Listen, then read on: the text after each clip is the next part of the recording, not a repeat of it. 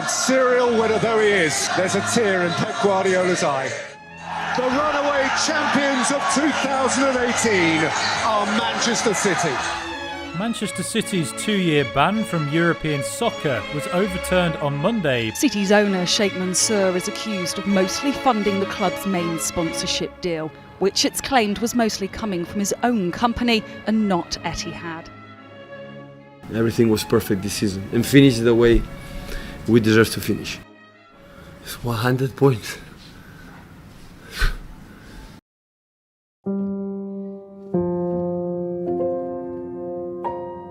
The Premier League is filled to the brim with remarkable achievements, going an entire season without suffering a single loss, winning a season only 2 years after being promoted. The list, it goes on. But there is one season, one particular season that perhaps trumps them all.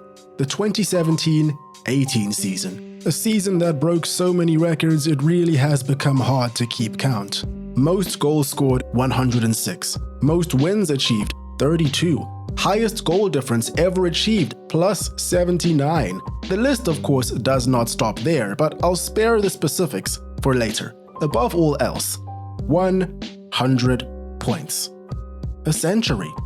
What Pep Guardiola and Manchester City managed to achieve in only their second season together, after looking somewhat confused at times in the first one, is nothing short of remarkable. Naturally, we cannot ignore the elephant in the room when it comes to Manchester City. The rapid growth of the organization and those left in its wake, the reputation of the ownership and the model behind their massive investment into Manchester City, the city of Manchester, and the UK as a whole will perpetually be points of contention. After all, in 2008, City were walking down the road of administration before being bought for £200 million.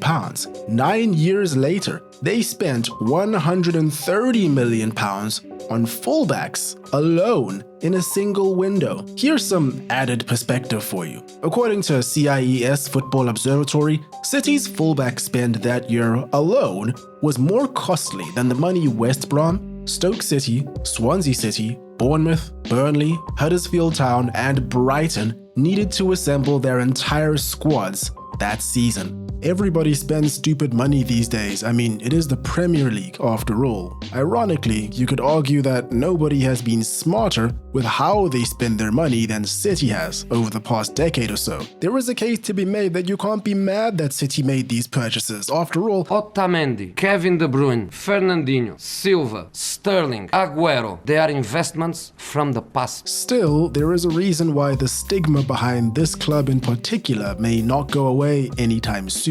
But if for a fleeting moment you're able to suspend your disbelief and focus primarily on the football that was on offer, it's difficult to argue that this team is not, perhaps, the greatest Premier League team of all time. In fact, that's exactly what we're going to do later on in this very episode. However, before we get into any of that, you know how we like to do these. It's important that we all understand the context from which this achievement was born. I've already made a video on the history of Manchester City up until 2012, which will be linked below, but for the purposes of today's story, there is no better place to start than 2009.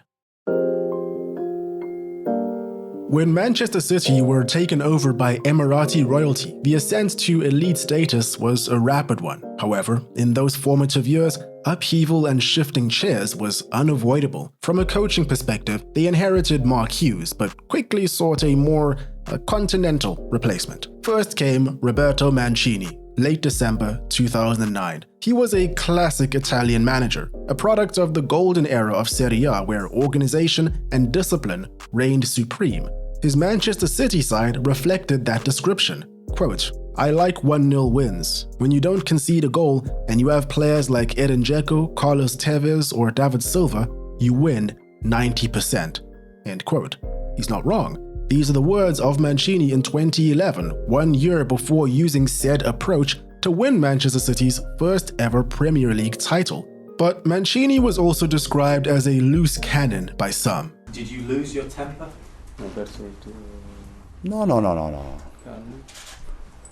For 2 seconds, yes, but He would criticize players in the public and question their commitment, something that at times led to inspiration but ultimately led to him losing the dressing room. Playing out in the public eye, Carlos Tevez appeared to refuse to come off the bench while City were 2-0 down against Bayern Munich in the Champions League. According to goalkeeper Joe Hart, the altercation occurred because Tevez had already warmed up, however was repeatedly asked to do so until eventually he refused, saying, "I am warm." Mancini stated that he would never play for the club again. if we want to improve like a team, like club, like a squad, Carlo can play with us. With me, no. He finished. Although he did later return to the team. Another case was Mario Balotelli. After getting a red card against Arsenal in 2012, Mancini claimed that he would never play for City. Funnily enough, a few games later, he came off the bench and provided Sergio Aguero with the assist that won City the title. Balotelli's only assist of that entire season, by the way. City later fined Balotelli 2 weeks' wages for repeated ill discipline, and the player then took the club to the Premier League tribunal to dispute the punishment. There were many other stories of clashes with players with varying degrees of sensationalism. Even if you believe that these players were in the wrong and side with Mancini, the club was clearly unhappy with how these stories framed the Manchester City brand. Okay, but the overall picture is one of disharmony, not unity. Do you have a problem now? I think tonight we had a problem. The feeling was that the constant infighting and tension put them in a negative light. Mancini reportedly fell out with Man City's board of directors. Much was made of how he and Chiki Begiristain, the new technical director, did not get along. After losing the FA Cup final to Wigan, he was gone. So, City, hoping to build a more holistic approach and image, decided to go for perhaps the polar opposite of Roberto Mancini, Manuel Pellegrini, a veteran Chilean coach plucked from Spanish club Malaga, an organization that was bought by Qatari royalty in the late 2000s, pumped with tons of cash, actually did improve, but were subsequently embroiled in financial irregularities and kicked out of European competition before they were able to win anything. Pellegrini, clearly a fan of Gulf owners, must have looked at Malaga and thought, amateurs. He was a manager known for his calm, welcoming approach, a manager that players trusted, who gave them the freedom to express themselves. And what it resulted in was extremely fun, free-flowing football. Yaya Toure, in particular, had what I firmly believe to be the best individual season by a midfielder in Premier League history. He scored, he assisted, he defended, he did everything. 20 goals and 9 assists in 35 games from the midfield. The Chileans' first season was spectacular. Premier League champions while scoring 102 Premier League goals, the second highest in league history at the time, one less than Chelsea achieved in 2010. Unfortunately, as the next years ticked on, City began scoring less and leaking more goals. They went from first in Pellegrini's first season to second in his second to fourth in his third and final year. The team was also comprised of many of the original 2012 winners who, by 2016, were aging out. New signings weren't working out either. Change was necessary, and from what we know now, with this club, change was inevitable. Without Mancini and Pellegrini being willing to stake their reputations on this uncertain project, more so Mancini, who knows where City would be? Both came in, won, and changed the entire mentality of the club. Then again, as time ticked on, it became extremely apparent that both were seen as stepping stones by the club. By 2016, 8 years on from the Abu Dhabi takeover, Manchester City was officially in a whole new stratosphere. The expectation now was that they had to win everything. It's an expectation that proliferated throughout the very bones of the organization. Case in point, at Manuel Pellegrini's final home game with City, they drew to Arsenal 2-2. For context, it looked like this draw was going to cost Man City a Champions League spot, with Man United and Man City battling it out for that coveted 4th place. So fans were annoyed. Regardless, being the final home game of the year, typically in football, home fans stick around to clap for the team while the team thanks the crowd for their support over the season. Even further, it was known for some time that Pellegrini would be leaving at the end of the year, something that usually constitutes a farewell audience. Instead, he was met with roughly 3/4 of the Etihad Stadium vacating the premises as he said goodbye to a near-empty stadium. And you cannot use the plastic fan chirp here either. There were season ticket holders leaving early. By the visuals and the numbers, that much is obvious. Remember, these were quite possibly the same people that were supporting when City were in the second division as recently as 2002. The irony is that City ended up sealing 4th place and Champions League football on goal difference. In the combined 19 years that City had played in the Premier League up until 2016, this was their combined 3rd best finish ever. Plus, they won the League Cup. Evidently, this was not enough. The expectations were now through the roof. And perhaps you can't even blame the supporters here. After all, they were only mimicking the behavior and beliefs that their very own CEO, Ferran Soriano, had expressed on a number of occasions. Before Pellegrini even managed his first game, Soriano was adamant about what he expected. Quote, "If next year we don't win, but progress our football and get to the semi-finals of the Champions League, finish second in the Premier League, and lose the FA Cup final again, that will be fine." End quote. That will be fine.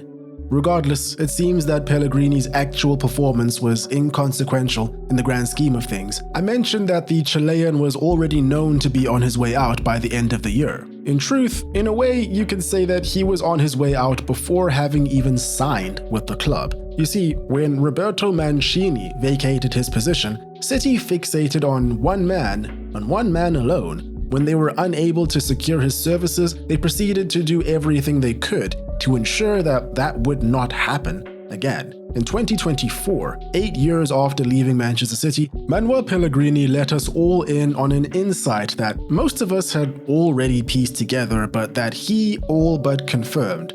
I knew before I signed they wanted Pep Guardiola. Chiqui and Ferran Soriano had worked with him at Barcelona. They talked with me 3 or 4 months before and said they were going for Pep, but if Pep wasn't going to be their coach, I was. Pep then went to Bayern Munich, I worked there for 3 years and changed the style of Mancini, which is what they wanted. And they were successful. End quote. And there we have it, from the horse's mouth, so to speak. There has been no case, not a single one, of a club that has grown organically and consolidated their position at the top. It's almost impossible. Then Manchester City Chief Operating Officer Omar Berrada had this to say in 2022. He was referring to the rapid growth that the City Football Group had experienced over the prior decade and more. Analyzing the historical accuracy of that statement is not important to this discussion. What is important is that this is the mentality that you were dealing with at Manchester City in those years. In that quote, Berrada was specifically referring to what needed to be put on the table to obtain prime talent. In his own words, quote, "You had to pay a premium to convince guys like Yaya Toure and David Silva to come." End quote.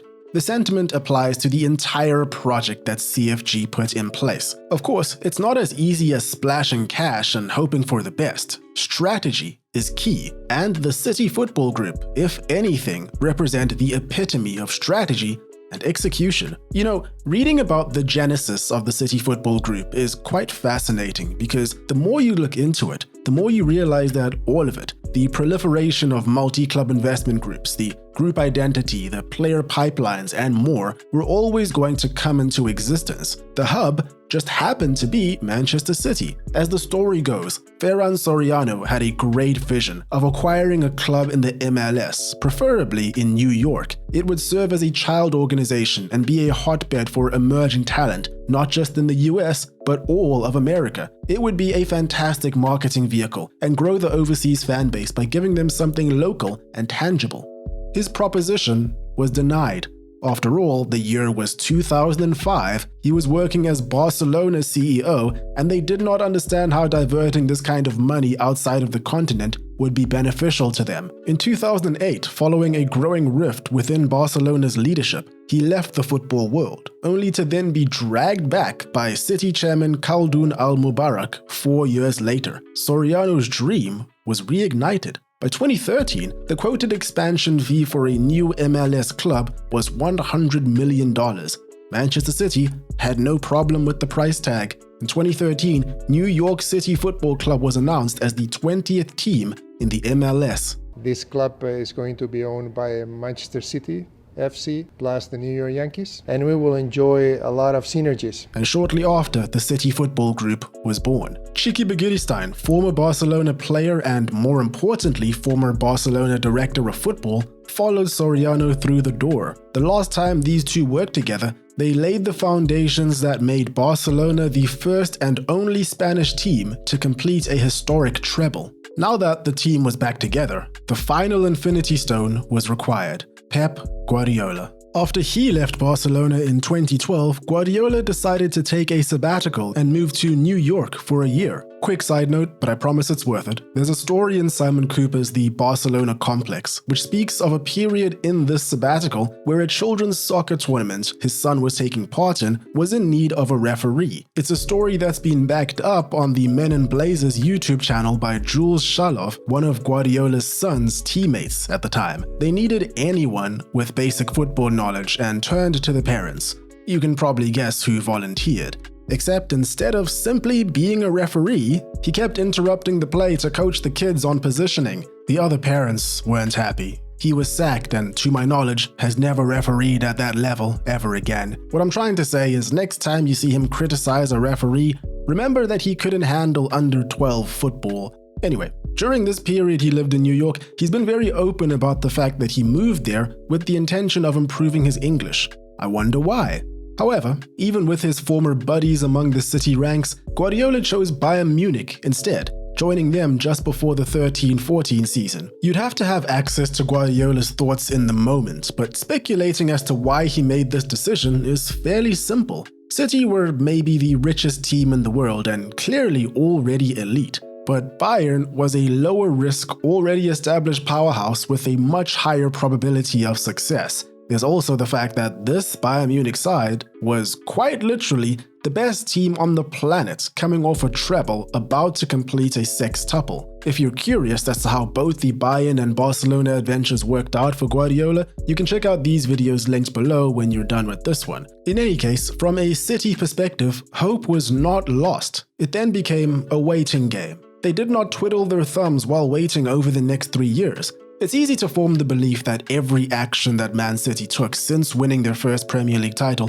pointed towards preparing for his arrival. Perhaps the most publicized showcasing of this was City's signing of both Kevin De Bruyne and Leroy Sané. Kevin De Bruyne, a Wolfsburg player from 2014 to 2016, was absolutely ripping the Bundesliga apart in his final year there. He scored 16 goals with 28 assists, 19 of which were in the league, and in turn, the highest ever recorded in a single Bundesliga season at the time. 2 of those goals and 1 of those assists came in a 4-1 win against Bayern on the 30th of January 2015, the worst defeat Guardiola suffered in the league while he was Bayern manager. Being the Bundesliga, Bayern were first in line to sign him up.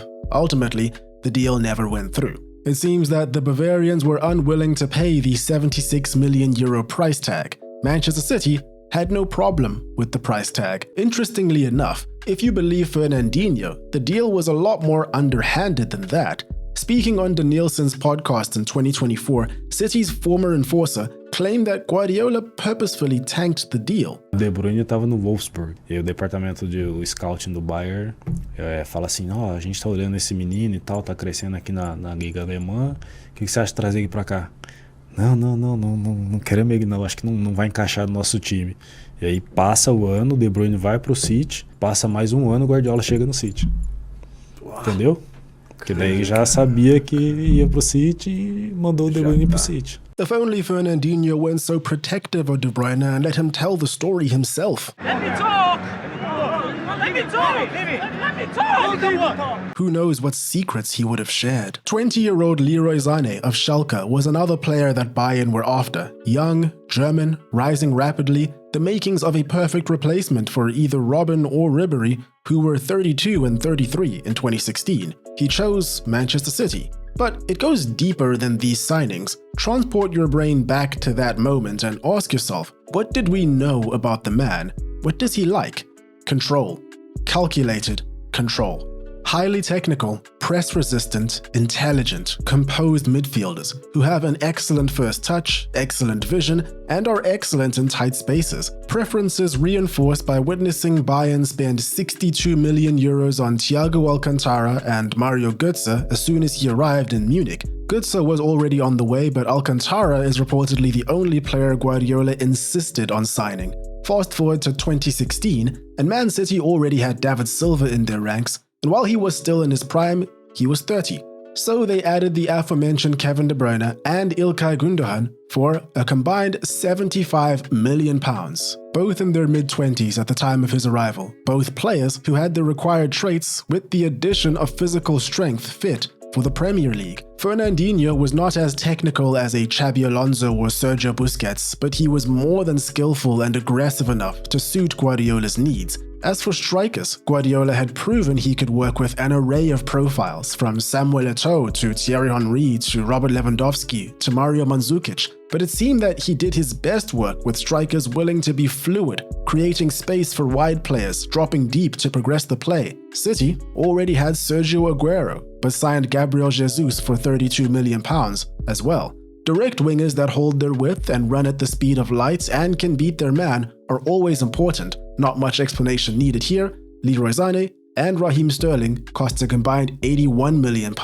Sturdy centre-backs are a must, at least one needs to be able to pass the ball. In came John Stones and Nicolas Otamendi, £75 million. In a system where possession and control is key, you need a ball-playing goalkeeper. Out with Joe Hart, in with Claudio Bravo, only 1 year after winning Barcelona's second treble. In the 3 years between City's alleged first interest in Guardiola and his actual arrival, Man City spent £506 million roughly on players, the bulk of which being players that fit his exact needs. On top of all of this, £200 million was spent on revamping City's youth academy. Core tenets, such as all group ages being taught to play in the style that mirrored the first team, were enforced. This ensured that when a prodigy was of age, the first team transition was seamless, similar to La Masia.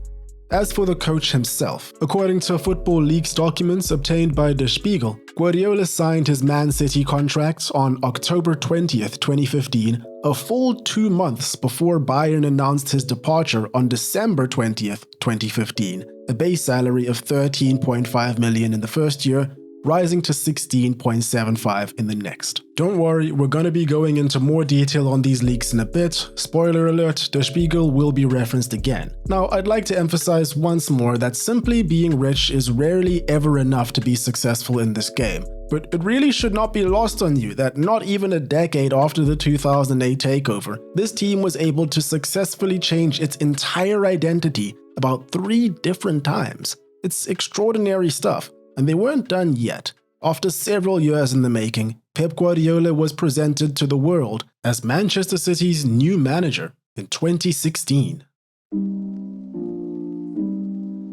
The 16-17 season of the Premier League was a monumental change. Like every season, fresh faces, new kits, new storylines. However, this campaign marked the return of Guardiola versus Mourinho from Barcelona and Madrid all the way to Manchester. But they were no longer the only big fish in the pond. Arsene Wenger held the line at Arsenal, Jurgen Klopp had joined Liverpool a year prior, Antonio Conte had just joined Chelsea, Mauricio Pochettino was taking Tottenham Hotspur to brand new heights. So it shouldn't surprise you that not everyone was convinced that Guardiola could replicate the domination that he'd enjoyed in Spain and Germany. The Premier League is too physical. He'll get found out immediately. None of this tiki-taka hogwash. Brexit means Brexit. All of these are verified quotes. Source? Enough questions. After the 10th match of the season across all competitions, it appeared as though all those predictions were incorrect. City sprinted into pole position, winning each and every one of those first 10 games. Like my last relationship, life was good. Until it wasn't. From October onward, results dropped off a cliff. 4 of City's 6 Premier League defeats came in December and January alone. And before you ask, yes, one of those 6 losses was against Tottenham Hotspur. Spurs took 4 points off of City this season. Of course, traditions have to start somewhere. The season ended up with City in 3rd place on 78 points, 15 behind eventual winners Chelsea A semi-final exit in the FA Cup and a round of 16 exit in the Champions League meant that this was Pep Guardiola's first trophyless season in his entire managerial career. 21 trophies in the 8 years prior. Because of that, some were saying that this was his biggest challenge yet. He tried a lot of different shapes this season. 4-3-3, 4-2-3-1, 3-5-2, 3-4-2-1, 4-1-4-1, 4-4-2 diamonds, flat 4-4-2. As the year progressed, he really tried to set his players up within a brand of structure he has now become famous for. At a high level, a back four in a more often than not 4-3-3 or 4-2-3-1 starting shape that turns into something like a 2-3-2-3 or 3-2-2-3 formation in possession, which of course includes the famous inverted fullbacks. Along with the need to bomb up and down the field and assist in all phases of play, in possession it's very common to see his fullbacks drift into the midfield more often than holding their width. Opposing wide players are then left confused as to whether they should stay within their zones or follow these players they're marking. Opposing central midfielders are left confused as to whether they should swap between their opposite number or the fullback now entering their zone. All the while, Pep's fullbacks are helping to ensure that the midfield battle is no contest. His two wide central midfielders threaten the inside channels either by dropping back within them or making runs into the box, forcing opposition defense and midfield lines to decide who takes responsibility for them in real time. The CDM often drops between the two centre-backs to form part of the first line and recycle play, using the goalkeeper as an extra outfield player to play off of if pressured. The striker occupies the space between the opposition centre-backs, also playing the central channels off the ball to draw the opposition in. Due to all of this, wingers will inherently have pockets of space opened up, giving them 1v1 opportunities that they must win. Of course, there is a lot more to it than this. Football is dynamic, player profiles are dynamic, everything is constantly changing. But this is just a very basic overview. You've likely heard several people complain about Manchester City being a boring team to watch. I hear you, and I understand. I think those complaints stem from the fact that in order to get into these situations where they are able to do this, City recycle the ball over and over and over again until everyone is in place. It can get boring. The whole system is designed to maximize off-ball movement by supporting players to pull opponents out of position and create space for City's creative players to find danger men in attack and progress the ball. What ultimately makes this such a potent tactic, though, is the quality of the players. They need to be smart and athletic and disciplined enough to know where to go, how to do so, and be physically capable of doing so. However, as I noted before going on that yap session, Guardiola tried to implement this system. For a lot of reasons, things didn't work out that way in his first year, and his reasoning for this collapse was quite brutal. Quote, "We don't have fullbacks to go up and down, because all of them are 33, 34 years old, so I adapt with the quality of players." End quote. He had a point. It's not as black and white as this, but perhaps it is quite telling that City started in a back four in all 10 games of their winning streak at the start of the year. They did the same in Game 11, but after that, experimentation began. Who was Game 11? Tottenham Hotspur. Ali!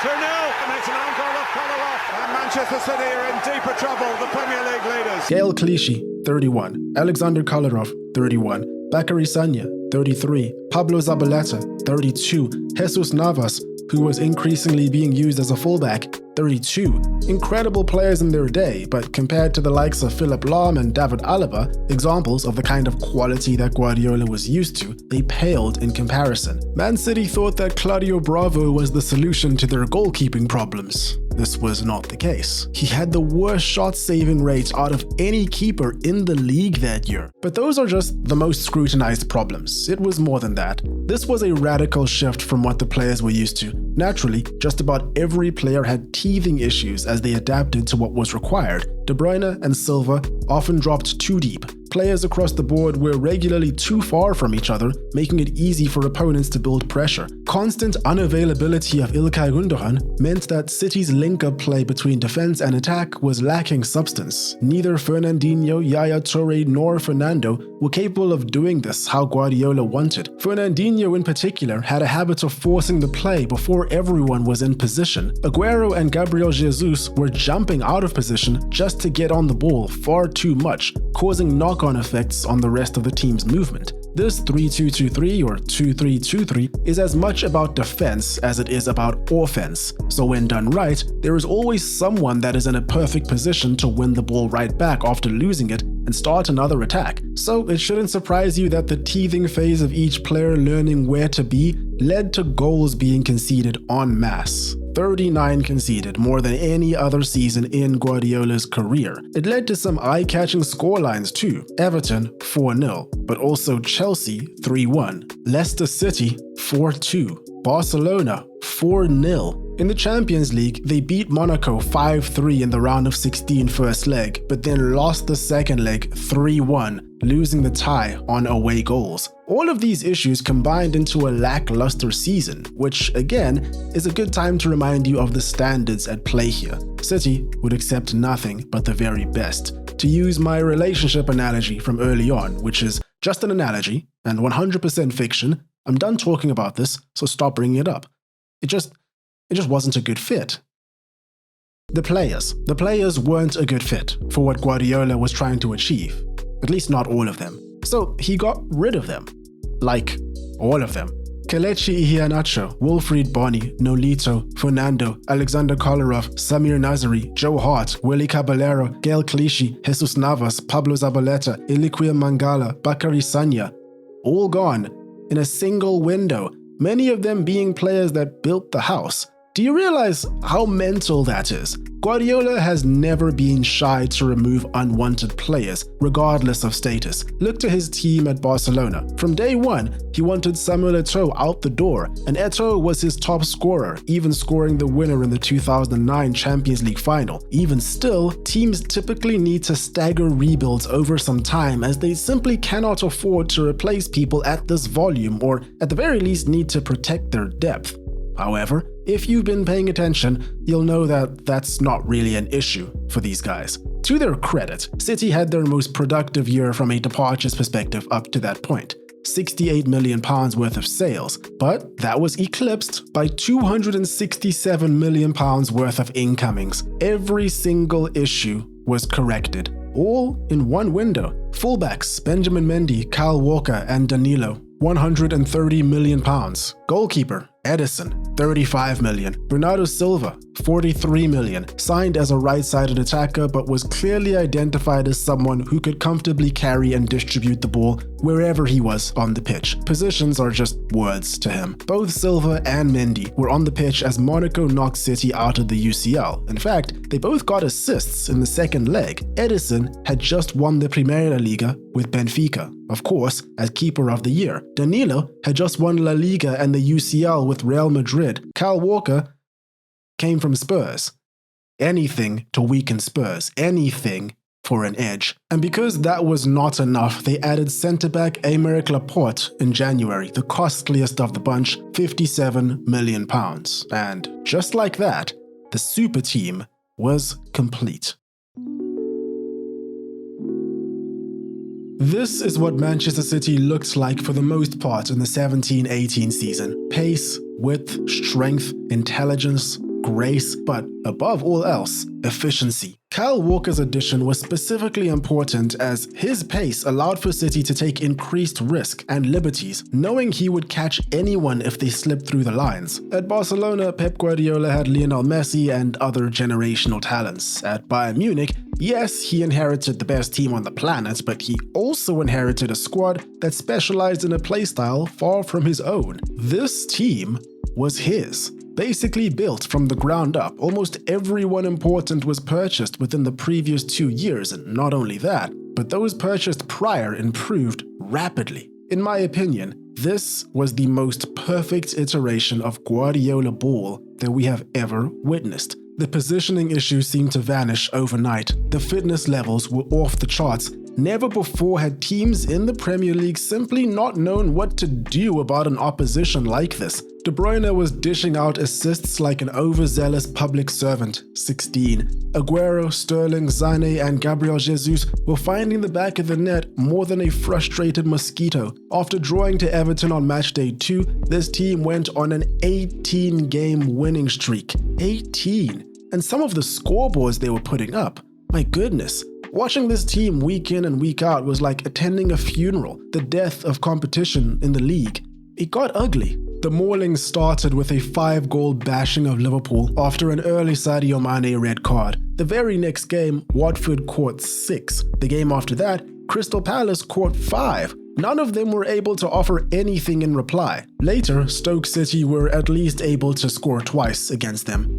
Too bad City gave them 7. The winning margins were frequently upwards of 3, and when they weren't battering the opposition, they were crushing their dreams by scoring late winners. 5 times they scored winning goals after the 80th minute, with 3 coming after the 94th minute. Not only were they more dangerous this time around, but City also had this absurd streak of luck. Then again, many would argue that you make your own luck. They were 14 points clear by New Year's Eve and did not let up. They lost only twice in the league all season long and were crowned champions with 5 games to play. All the same, because this was such a momentous season, the games they did lose held some interesting significance. First game lost came against Liverpool in January 2018. Now, with 11 men on the pitch all game, the scoring was opened by Alex Oxlade-Chamberlain. Everyone who watched him walk through City's defense that day remembers it vividly, not just because it was a marvelous effort, but because almost nobody was able to do that against them.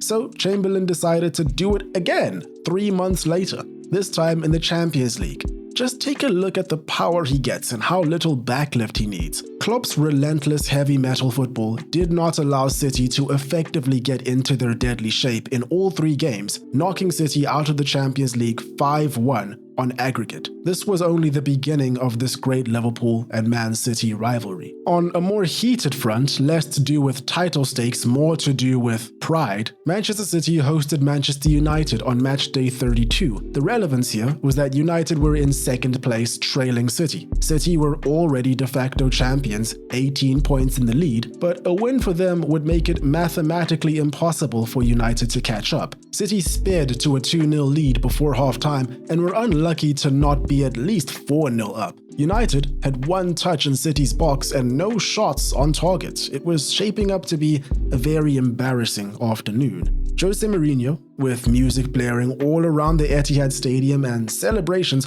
already reaching critical mass, looked at his United side in the dressing room at half-time, and according to United defender Chris Smalling, his coach didn't say much except the following: "You don't want to be the clown standing there watching them get their title."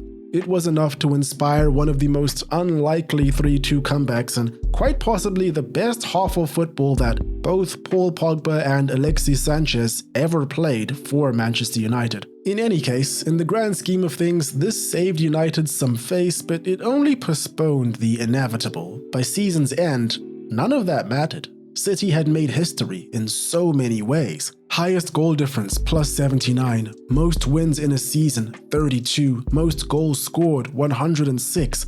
Largest points tally to ever be recorded in the history of top division English football. 100. And so we now come to the part that many of you were waiting for. This was only the beginning of Pep Guardiola's domination of England with Manchester City, and we'll save the years that followed for another episode. However, no retelling of the exploits of the Centurions or just about every iteration of the post-2008 City would be complete without addressing the allegations. Many were still in shock following what they witnessed in the Centurion season. The level that was reached was almost nonsensical. However, to many, it actually was nonsensical. Let's go back to 2009. Manchester City announced Etihad Airways as a shirt sponsor. Etihad Airways is the national airline of the United Arab Emirates and a state-backed Abu Dhabi airline. In 2011, this deal was extended to include not only shirt sponsorship, but stadium naming rights, the City Football Academy, and more over a 10-year period. The figures surrounding this deal have never been consistent in reporting. Initially it was 150 million, then jumped to 300 million, then to 400 million, which it seems is widely agreed upon now. Onlookers were skeptical of the reports. One such was Arsene Wenger. Quote, "It raises the real question about the credibility of the financial fair play. This is what this is all about. They give us the message that they can get around it by doing what they want. It seems financial fair play will not come in. It is as simple as that." It is worth noting that it only made sense for Arsene Wenger to be amongst the loudest in opposition. The largest stadium naming rights deal in the league at the time was for the Emirates Stadium, and that was reported to be around 2.8 million per year. In short, financial fair play is a regulation that was put in by UEFA that they claim would curb unsustainable spending. The core principle was that clubs must not spend more than they earn. Mental note, owner injections do not count as income. Now you should know that while some viewed the intentions behind FFP as a good thing, others viewed this as a means to prevent smaller clubs from competing by limiting the amount their owners can effectively put into their clubs. This would allow the larger clubs with already established larger revenue streams to flourish indefinitely. As such, UEFA as an institution has been seen by many as anti-competitive, not just in terms of football governance, but also pertaining to the club hierarchy within their leagues. Given that framing, I'm guessing you can already tell where some future conflicts may arrive, but hold on to that thought for a second. At the time, and also to this day, City's leadership were tight-lipped about the details of the sponsorship. Quote, "The financial details of the comprehensive agreement announced last week between Manchester City and Etihad Airways remains confidential, and figures being speculated about are not accurate. In light of these facts, recent comments about the partnership by some observers are unfounded and regrettable." End quote. As you've likely gathered, many of the concerns were based on the belief that these sponsorships did not represent fair market value. This is one of the two parts of the asterisk that many have attached to the entire Manchester City Abu Dhabi era: sponsorship inflation to circumvent UEFA's financial fair play rulings. Here's the thing. Sponsorship inflation is extremely difficult to prove or argue against. If your house is worth £10 and 5 people offer you £10, that's fair value. However, if one person decides to offer you £20 for whatever reason, that's the market value.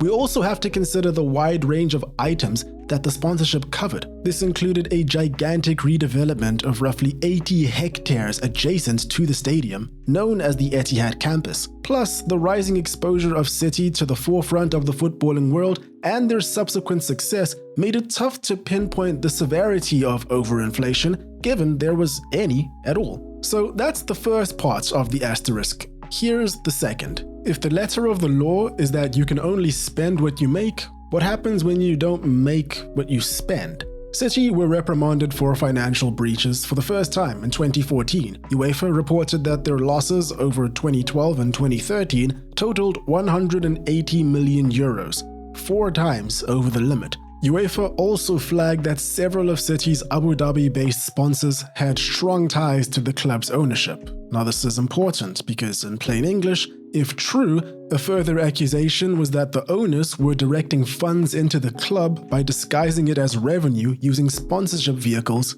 they own. This would allow for the monstrous level of spending we've covered thus far. A massive, massive, massive allegation.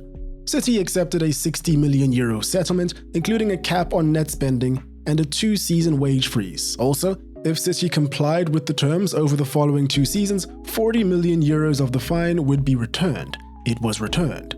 In essence, the settlement wasn't an admission of guilt, but it did sidestep the question. We didn't hear much about this for a while, until a few years later. In 2015, Rui Pinto, a Portuguese whistleblower, hacked into God knows how many networks and created the Football Leaks website. Football Leaks released a trove of contracts, internal emails, and more from the biggest football clubs on the planet. I did this for the public. I did this for all the football fans. It was a massive cache of roughly 20 million documents, totaling over 1.9 terabytes of data. By November 2018, after having spent some time with the leaks, German magazine Der Spiegel, specialists in investigative journalism, dropped a bomb on the footballing world. Reminder, this was only a few months after the Centurion crown. Leaked emails purported to have originated from Manchester City executives discussing how they would sidestep FFP regulations, using exactly the same tactics UEFA accused them of in 2014, and more. The articles are truly fascinating. I'm not going to go through everything that was said in them. I'll leave a link to the 4-part series below if you care to read the whole thing. All we can say is what was being alleged and shown through these leaked emails made this whole thing so much worse than we all thought. But there are some interesting tidbits to come out of this that I do want to highlight. According to the leaks, Etihad Airways' sponsorship had risen to about 67.5 million per year by 2015. A leaked email from City CFO Jorge Chumilas read as follows, quote, "Please note that out of those £67.5 million, £8 million should be funded directly by Etihad and 59.5 by ADUG," end quote. ADUG stands for Abu Dhabi United Group, Sheikh Mansour's own holding company. Other leaked emails make reference to backdating sponsorship contracts to make up the deficit, altering sponsorship values for seasons after they have been completed in order to comply with FFP, which is, of course, problematic. If true, this is the tip of the iceberg when it comes to the allegations that have been directed towards City. Everything from hidden payments to player agents, illegal signing of underage players, and more has been cast their way. City's response has been consistent throughout. Quote, "We will not be providing any comment on out-of-context materials purportedly hacked or stolen from City Football Group and Manchester City personnel and associated people. The attempt to damage the club's reputation is organized and clear," end quote. There is a lot more to it, and it's really important that we understand that it does not matter what you think about City, love them or hate them. Nothing materially consequential has been proven or felt in any legal or regulatory proceedings at the time of recording this. Now, they have been penalized and given fines, but I use the word materially as that is how Ferran Soriano allegedly described the insignificance of the effect City felt from the €20 million fine in 2014, which is to date the biggest fine that they've had to pay. Almost all attempts to ban or penalize Man City materially have been overturned or dismissed due to insufficient evidence or time-barred allegations. The emails that form the basis of many investigations we see regarding City today were obtained illegally. More so, portions of the leaked documents that were made public were slightly altered by Der Spiegel or the original leaks. In fact, City have already won against UEFA in the Court of Sports arbitration in defense of several allegations. All of this is highly publicized, and I haven't presented anything new nor claimed anything as factual. However, I think it should be obvious to anyone unfamiliar why many are not completely ready to embrace City's on-field achievements, despite how unprecedented they are.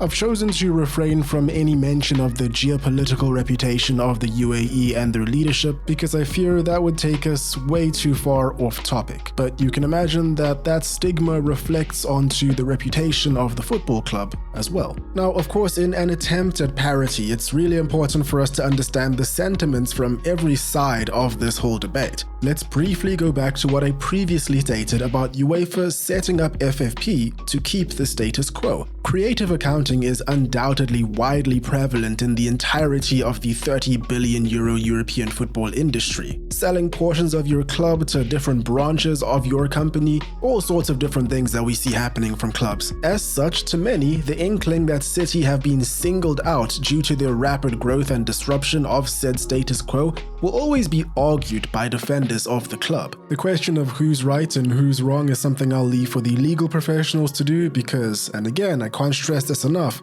this entire channel. Satire. In a world where off-field dealings and shadow stories are paid little thought by the general football community, perhaps none of us would care about any of this, which is somewhat of a shame, depending on how you look at it. Specifically, if you look at it from the perspective of the players and the fans. Make no mistake, playing at this level and achieving this kind of harmony is commendable. These players are animals. Likewise, as supporters, you should be free to express unrelenting joy without everyone alleging that your club, or for lack of a better phrase, cheats. To me, from a pure footballing perspective, I don't think it gets much better than this in the Premier League. The obvious arguments are that Arsenal went unbeaten, Chelsea only conceded 15 goals in a season, Liverpool earned 99 points in 1 year only 2 seasons later, Manchester United won a treble in 1 year and then a Champions League and league double in another, heck, even Manchester City won a treble in the years to come. That will make for an interesting future episode. But this side, this Centurion side, was just something special. As I have already said, it really did seem like nobody knew what was going on when they were in full flow. Guardiola was forced to change things up over the years and did so successfully, but I don't think he has ever achieved this kind of full-blown domination in any other season in his entire managerial career. It's quite something. However, because of the asterisk and public opinion, I don't believe this achievement will be seen that way. All I can say is, it is what it is. To Pep Guardiola's Centurions, domination that will, perhaps, never be replicated. And there we have it. Thank you so much for everyone supporting over on Patreon. You help me make these videos longer and more detailed. Feel free to join up for early access, updates, and extra videos because there will be a lot more coming. Hope you all enjoyed. Cheers, and I will catch you in the next one.